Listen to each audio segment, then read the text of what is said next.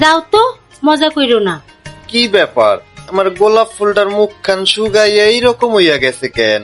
আমার মনটা ভালা নাই। কি হইছে ব্যাপারটা আমারে খুইলা কও তো, দেখি আমি সমাধান করতে পারি কিনা। আমি বলতে চাইতাছি আমি তোমার সংসার আর করুম না। কি কও, আইজ আবার কি হইল তোমার? কি কই তুমি বুঝো না? খালি টাকা পয়সা আর শাড়ি গয়না দিলেই সুখ শান্তি হয় না। প্রত্যেকটা নারীরই একটা শারীরিক চাহিদা আছে। হ, কথা সত্য যে আমি তোমারে শারীরিক সুখ দিতে পারতাছি না, কিন্তু কি করুম কও? অনেক তো ডাক্তার দেখাইতাছি, কিন্তু সঠিক চিকিৎসাটা তো পাইতাছি না। দেহি সামনে ভালো কিছু হইব, তুমি চিন্তা করো না সোনা। ভালো কিছু হইব কইতে কইতে তো বছর গড়াইয়া গেল, কোনো লাভ তো হইতাছে না। আমি বলি কি, তুমি তোমার দাদার লগে পরামর্শ করো, ভালো কিছু তো হইতেও পারে। দাদার লগে পরামর্শ করমু, ভালো কিছু হইতেও পারে। বিষয়টা আমার একটু খুইলা কও তো। বিষয়টা তুমি বোঝো না? এই বয়সেও তোমার দাদা দুইটা জোয়ান বউ সামলাইতাছে। হ, কথাটা সত্য।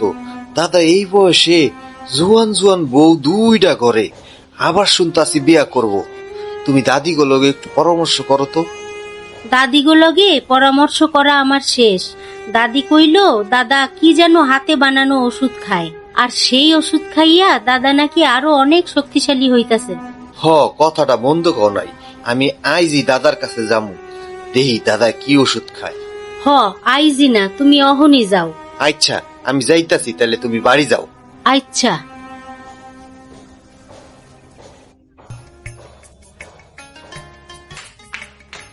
ও দাদি, দাদি, ও ছোট দাদি, ও বড় দাদি, কই গেলা তোমরা? আরে নাতি, কি হইছে? এত ব্যস্ত কেন? ব্যস্ত মানে? দাদা কই? দাদার লগে আমার কথা আছে। তোমার দাদা ঘরেই আছে, কথা যদি কইতে চাও তার ঘরে যাও। হ হ, দাদার ঘরেই যাই। তোমাকে ওখানে বইয়া কোনো লাভ হইব না, যাই।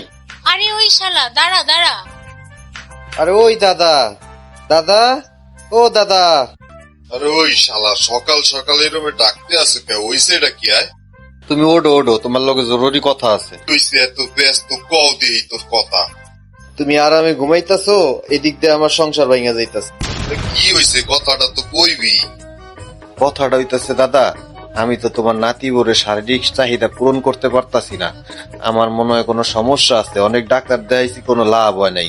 এখন তুমি একটু পরামর্শ দাও কি করা যায় যাতে আমার সংসারটা টেকে। ও এই কথা। আরে শালা তুই আরো আগে আইবি না?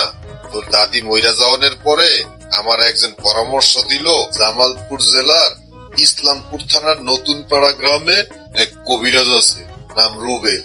ওই রুবেল কবিরাজের কাছে যান, আপনার শারীরিক ক্ষমতা বৃদ্ধি পাইব।